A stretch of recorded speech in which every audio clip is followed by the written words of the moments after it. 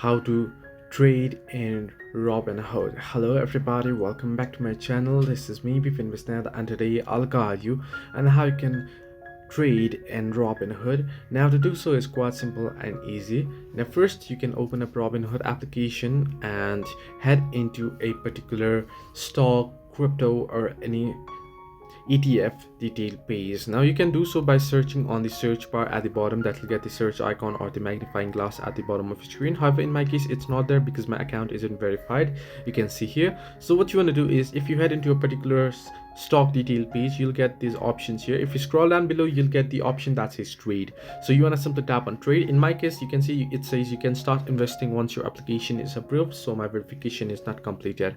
Once you have completed it, you'll get the trade option. Simply tap on trade, and there you'll get the option to either buy or sell. So you can simply tap on buy, and if you want to buy it, you can buy it, or if you want to sell it, or if you have waited for if you have particular stock and you want to sell it, you can tap on sell and you can go ahead and sell it. So this way you can trade in Robinhood. Hope this helped you. Do like and subscribe, and do not forget to leave a comment down below if you have any further issues.